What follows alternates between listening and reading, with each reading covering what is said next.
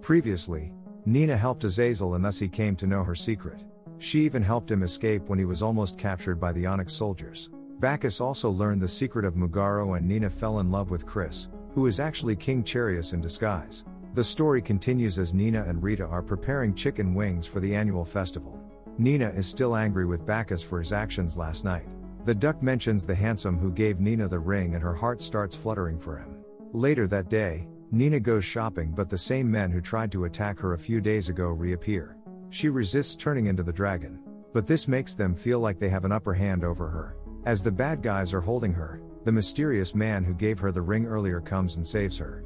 The enslaver recognizes the bracelet on his hand and runs away. Nina thanks him for helping her and invites him to their stall for the Anata-e annual celebratory festival. He agrees to visit their stall. She asks his name and he tells her that his name is Chris. In the palace, the king comes from somewhere and his minister tells him that he should not leave like this, it's dangerous. Chris and King Charius are the same people. He was just wearing a disguise earlier. Meanwhile, Azazel prepares a plan and gives orders to his fellow demons on how they will conduct their mission. He tells them that they will draw out the black soldiers who are more dangerous on parade night, and guide them to the red dragon, while the other group of demons will go and kill King Charius. Chris shows up at Nina's stall and they have a very nice time together. After dancing with Chris, she can't control her emotions anymore and runs so she won't turn into a dragon. During the parade rehearsals, Caesar recognizes Azazel and starts following him. Nina crashes into Azazel, and he now tells her that time has come for their big move. He instructs her to be at the tower in tomorrow's parade. Just as she leaves, Caesar arrives there and he inquires about Azazel's plans. Azazel keeps his plans secret, and tells him that he will soon find them. He then vanishes into thin air. Nina again writes to her mother and tells her that she is feeling a strange feeling in her heart, and she believes she might have fallen in love with Chris. Caesar goes to the king and tells him that he must not attend the parade as there is a high risk that demons might attack him. Charius remains calm and says that he can't back out from his victory parade, as today is the 5th anniversary of conquering the demon capital. He tells Caesar that if, and when the demons appear they will all be killed. Meanwhile, the demons are preparing for their attack. Just as planned earlier, Rita and Nina prepare a special zombie omelet for the public, while Bacchus tries to investigate the truth behind Mugaro. Lady Sophia also shows up and asks Bacchus if he has any new information regarding the child, to which he answers that unfortunately, he has no new info. She looks at Mugaro with suspicious eyes and leaves. Later, the duck asks Bacchus why he hasn't told Sophia about Mugaro. It appears he doesn't want Nina to get sad by the disappearance of Mugaro. Caesar goes and tells his men about the demon attack threat. He tells them that they must stop the demons before the parade starts. Meanwhile, Nina, who was supposed to get to the tower, enjoys watching the parade. Azazel, after waiting for a while, comes to fetch her. He takes her and hugs her tightly, but she does not transform into a dragon this time.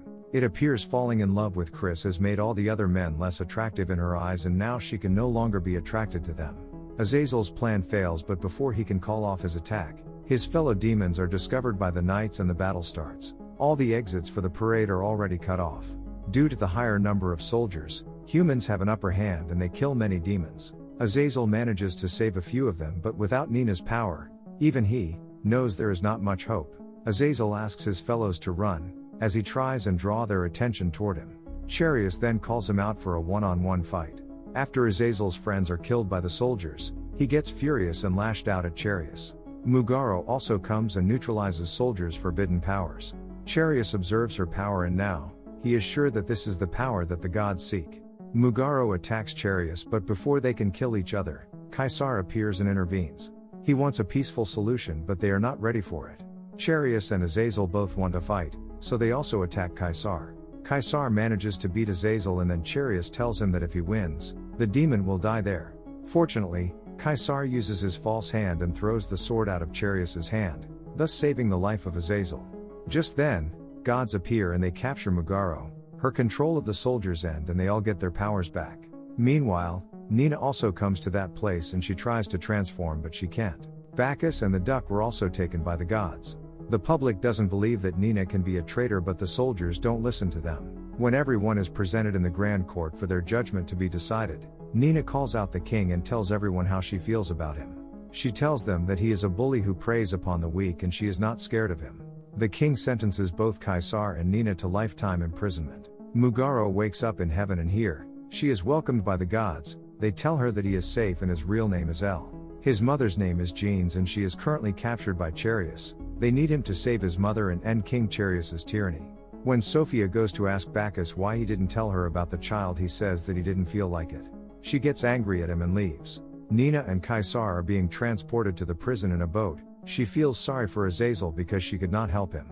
The guard tells her that they must be torturing him right now to spill all his accomplices' names. Meanwhile, Charius tortures Azazel and asks him whether he knew who the boy was. He then tells him that he was the son of Saint Jean, and now that the gods have him, they will be careless, and using that opening, he will attack and kill them all. When Nina reaches the prison, she finds a strange woman who is always praying.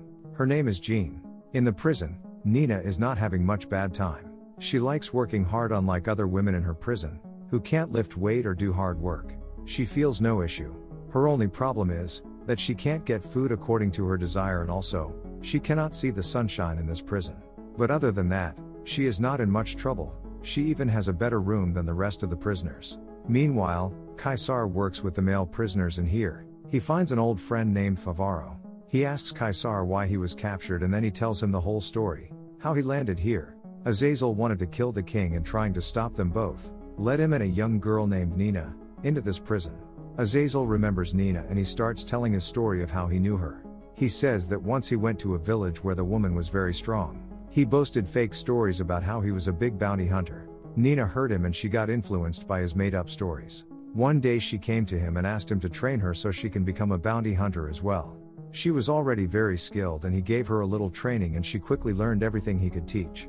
Before leaving their village, he gave her his bracelet and told her to visit Bacchus in Anata if she ever goes there, since he manages all the bounty hunters. He also tells Caesar about her secret, which he learned accidentally. She transforms into a dragon when she is near a handsome man. Thus, Caesar learns that Nina is the real red dragon. Jean offers food to Nina when they are having lunch. She asks him how can a girl like her can end up in such a place, since she does not look like a criminal. Nina asks the same from her, and then tells her the story behind her arrival in this prison. Nina tells her that she was unable to save her friends, and due to this, now they are suffering. When she mentions Azazel and the captain, the lady recognizes them and Nina then tells her the whole story. Even the part where her friend Mugaro was taken by some glowing people who came from the sky. In heaven, El is still very distant as he misses his fellows who he could not save. Here the gods discuss whether El is ready or not. Later a god visits him and tells him that his mother saved her life, so she will do all in her power to return the favor by saving him. El finally shows some energy on hearing this. Meanwhile, Jean plans to escape from the prison because she wants to meet Mugaro as she suspects this is her son. Nina agrees and they both start planning their escape. Rita jumps off her flying vehicle and it seems she will help free her friends. Jean tells Nina about how she landed in this horrible prison. She tells her that she used to be a saint and several years ago, and when the gods were killed by humans, she lost her powers, and she then became a captain of the Orleans Knights. Since she was not the strongest, her subordinates started talking about her lack of skill. She could not even kill an injured demon and save a child. Due to this incident, she lost faith in herself. Later the king asked her to support him as he was against religion and was trying to destroy temples. He knew that she influenced the masses, so, if she takes his side surely others will follow. However, she decided to take the path of truth and gave up on her leadership as the captain of knights. She left the capital city and moved to a small village and started living as a farmer. One day by some miracle she was blessed with a baby boy, who had eyes with two different colors. She took care of him, and they were both very happy until one day a lady came on their door. She was very hurt and wanted to escape the Onyx Knights who were looking for her. Lady Jean took her in, and when the soldiers forcefully tried to take the lady, her son's mysterious power nullified their dark powers. The lady was a goddess who was being hunted by King Charius's men, and she saw the whole scene. Lady Jean ran to save her boy from the soldiers, but they were not ready to let her go so easily. Finally, she took him to a place where many slave children were already present, and here she hid him, after cutting his wings. The news of this mysterious boy reached Charius and he recognized the importance of this boy, but fortunately, he could not find her. Nina and Jean planned to escape out of this prison that no one else has ever managed to successfully break out of. Nina gets excited as they would be the first. If you enjoyed this recap, check out the next episode. Also, don't forget to subscribe for more anime recaps, turn on the bell notification for future uploads and leave a like to help the channel out.